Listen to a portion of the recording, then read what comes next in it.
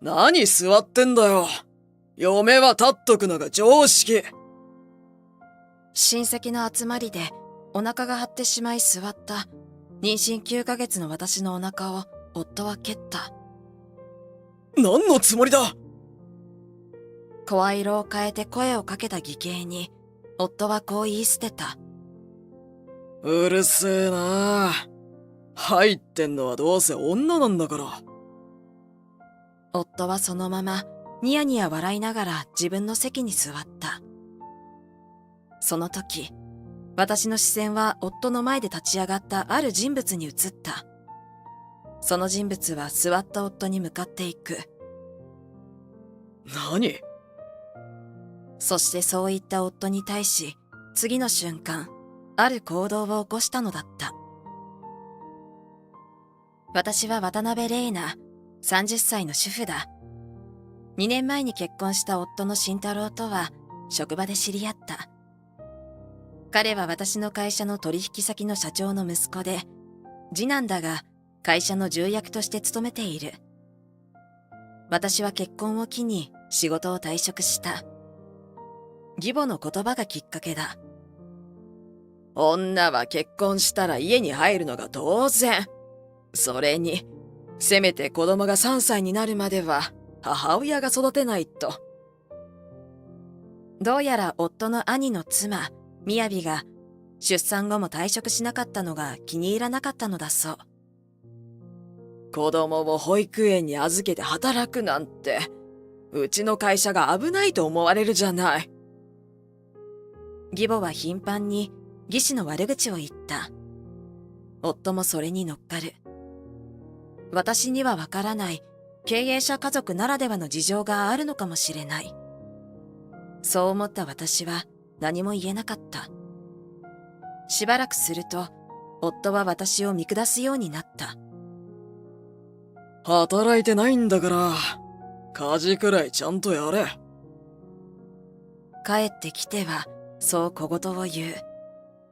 できることはやっていたため、これ以上何をしていいのかわからず、徐々に夫がいると安らげなくなった。さらに夫は、実家に行けば私のことを義母に愚痴るようにもなり、義母もまた私に小言を言うようになる。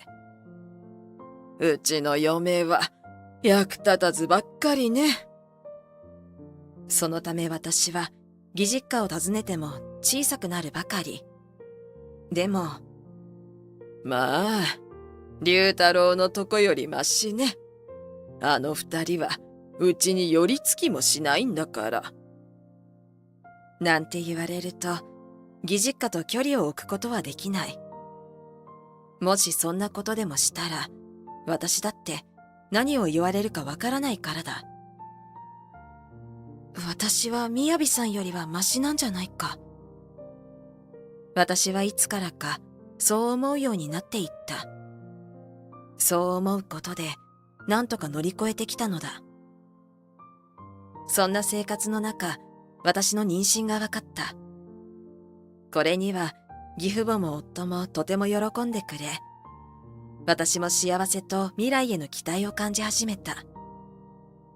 この時はまさか、この小さな命にあんなことをされるなんて思ってもいなかった。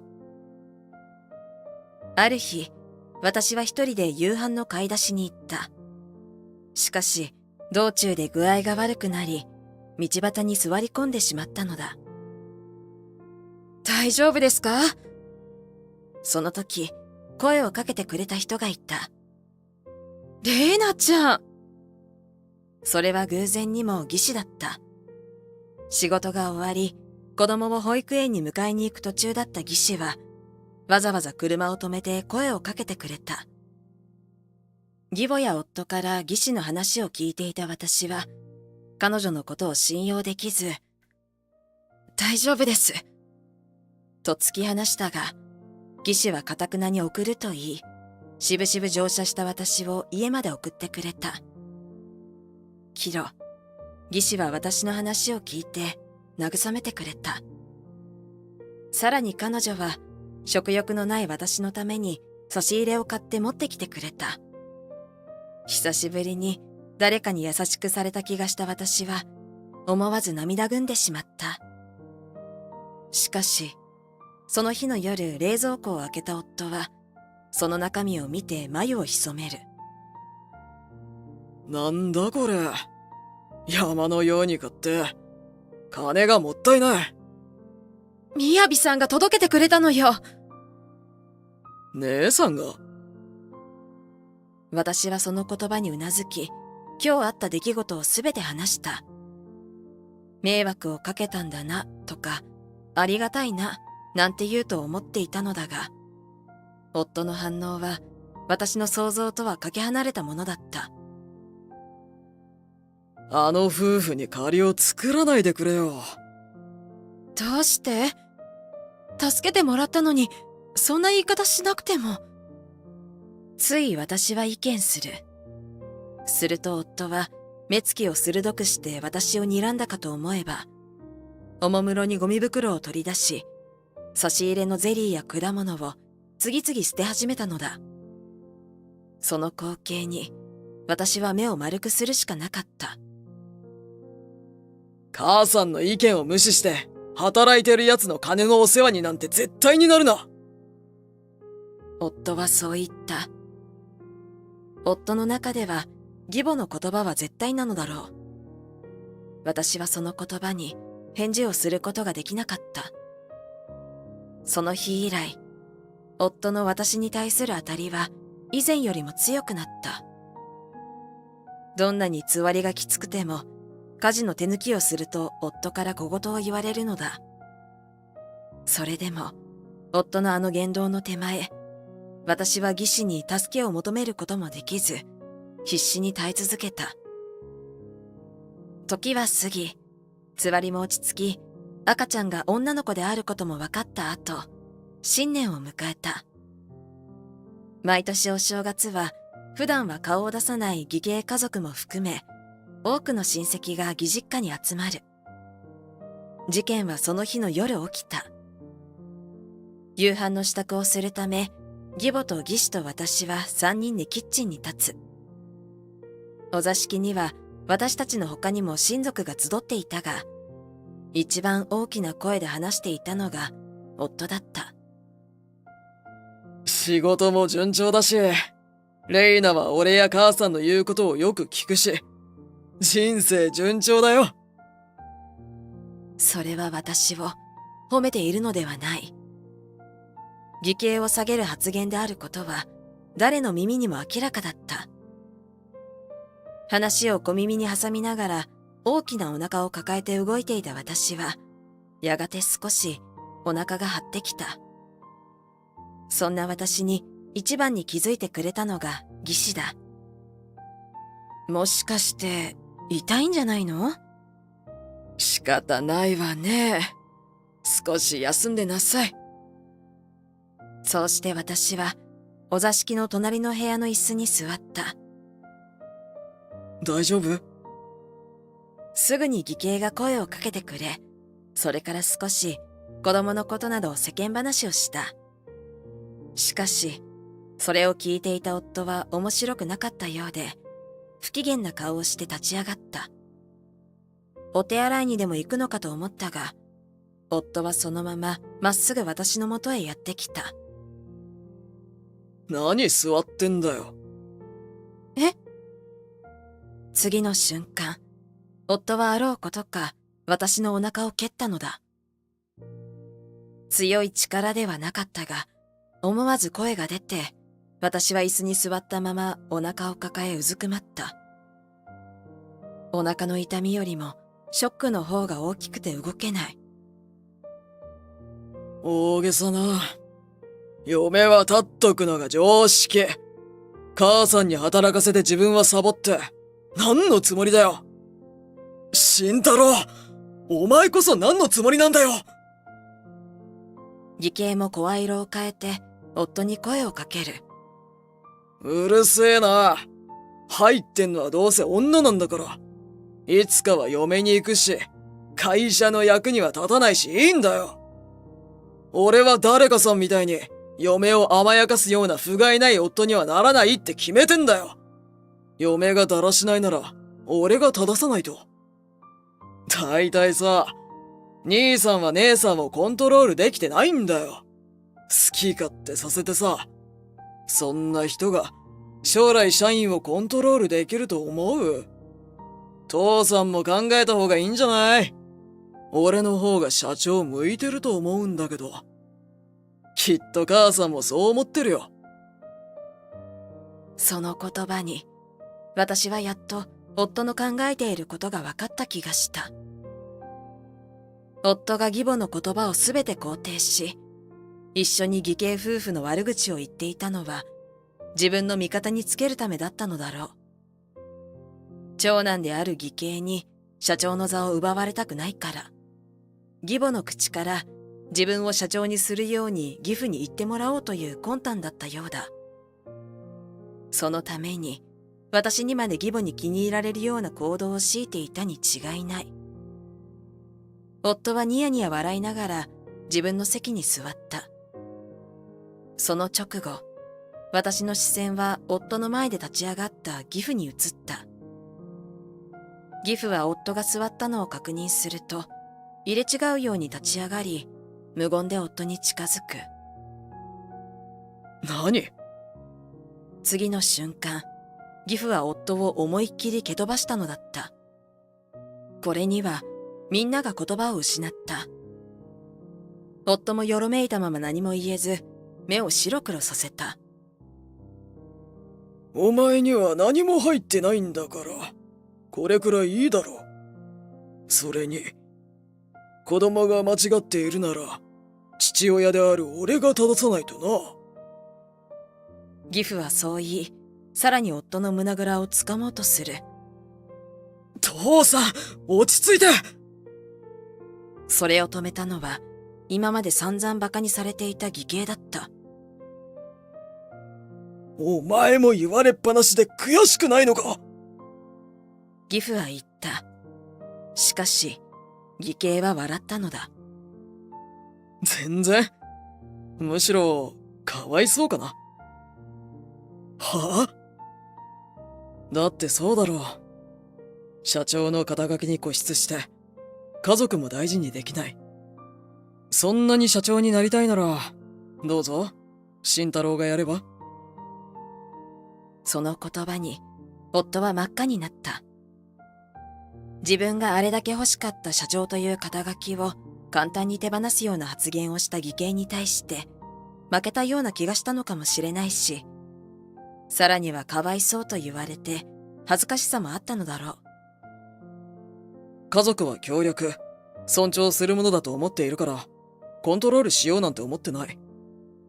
会社もそうさ。社員同士が協力、尊重できるような会社にしていきたい。俺は人をコントロールできないから、うまくコントロールできるお前がやれば？俺は家族の方が大事だし。だがここまで聞けば、どちらが社長の器であるか、はっきりと分かっただろう。義兄は煽るように2度も、夫に社長を譲るというような発言をしたのにもかかわらず、当事者である夫は言い返す言葉も見つからず、真っ赤になる。俺はと、口をパクパクとさせているだけだった。はい、そこまで。険悪な空気を変えたのは義士だった。慎太郎くんはもしかして、私がお母さんの意見を聞かずに、3歳になる前に子供を保育園に預けたから、龍太郎が私をコントロールできてないなんて思ったのかしら。そうだろう。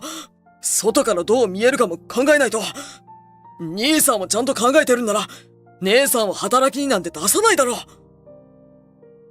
自分が反論できる時だけ随分と威勢がいい。そんな夫に私は心底呆れてしまう。実はね、龍太郎も私に辞めてほしいって言ったわ。それでも私が働きたいってお願いしたの。だから、責めるのなら私だけにしてくれないかしら。それと比べて、義兄と義士はとても素敵だと思った。二人がお互いを思いやり、尊重し合える関係だ。子供が3歳まで？母さんがそんなことを言っていたのか？義父は義母の発言を知らなかったようだ。そして、呆れたようにため息をつき、頭を下げる。みやびさん、そしてレイナさん。母さんの発言で嫌な思いをさせてしまい、申し訳なかった。そんな、謝らないでください。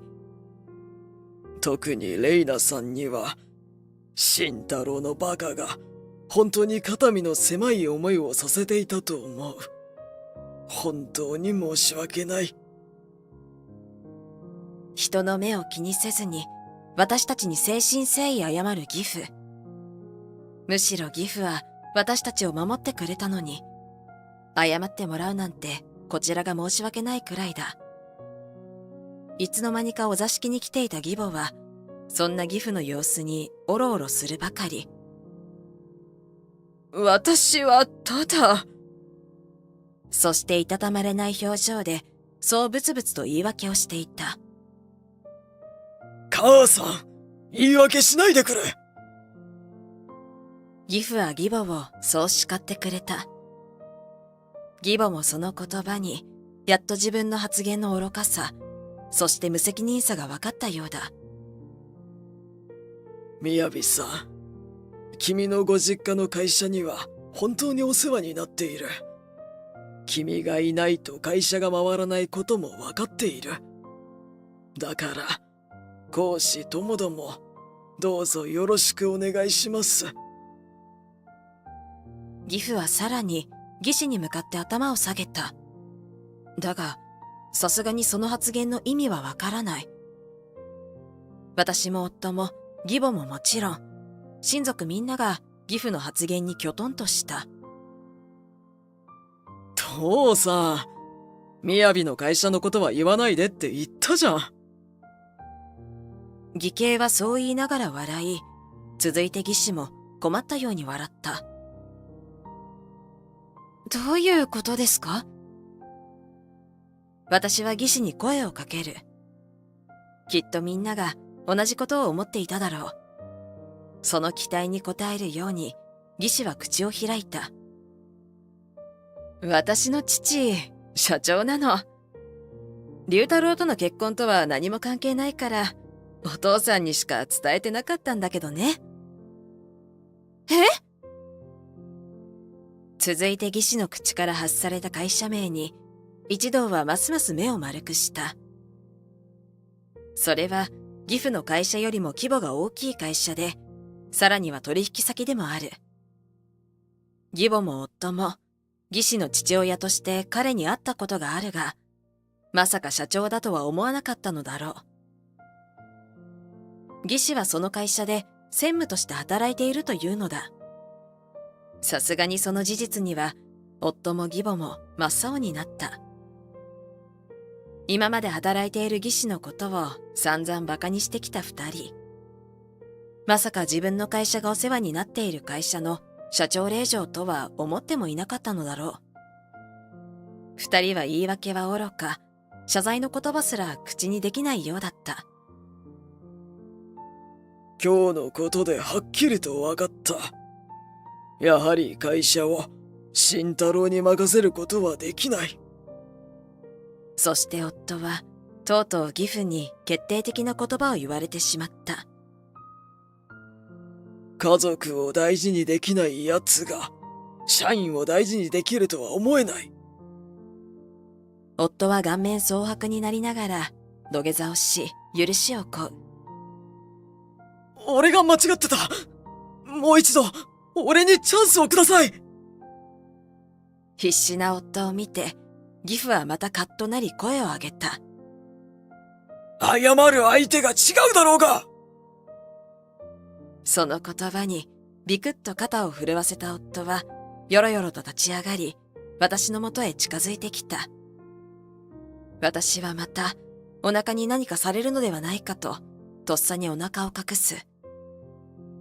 すると夫はそれを見て傷ついたように涙を流し膝をついた。レイナ、ごめん。赤ちゃんも痛かったよな。ごめんな。ボロボロと泣き出す夫。やっと心から反省したようだ。その後ろで義母もつぶやく。みやびさん、私、ごめんなさい。あなたに嫌なことを言っちゃったわ。義士はその言葉を聞いてにっこり笑い、ばっさりと切り捨てる。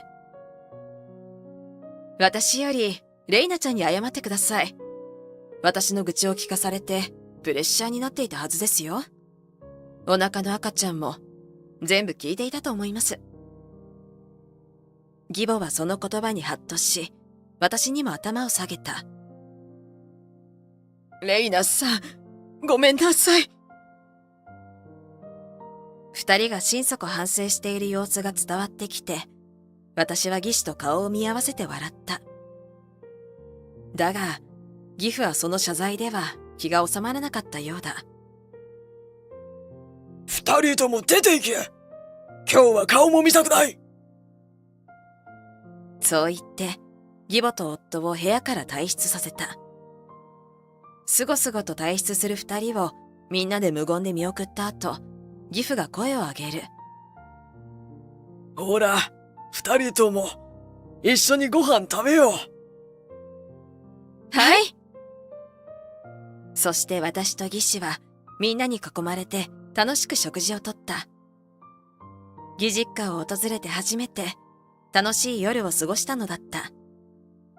その後も義父の怒りはなかなか収まらず、夫はとうとう家に来るなと宣言された。社長という夢も消え、平社員のまま出世の兆しは見えない。一方で、お腹を蹴られ許せなかった私がしばらく別居を提案すると、実家に帰ることもできない夫は会社で寝泊まりしていたようだ。さすがにその生活が辛かったようで、夫は1ヶ月で体重も5キロほど減った。だが、やつれながらも仕事を毎日こなし、私へ毎日連絡をくれる。そんな夫に、私の心は少しずつ心を開いていく。本気で改心する姿を見続けたある日、家に戻っていいと連絡をした。帰ってきた夫は人が変わったようだった。家事への小言どころか、率先して家事をしてくれる。レイナは休んでて。その様子に、義父もまた時間があれば、実家に遊びに来ていいと許可をくれた。義母もすっかり丸くなり、義士のことを悪く言うこともない。俺は会社のためよりも、家族のために頑張りたいと思ってる。夫は今ではそう言ってくれる。私のお腹を蹴ったことは、決して一生許せることではないけれど、人はやり直すこともできる。今の夫となら、きっと幸せに赤ちゃんを迎えることができるだろう。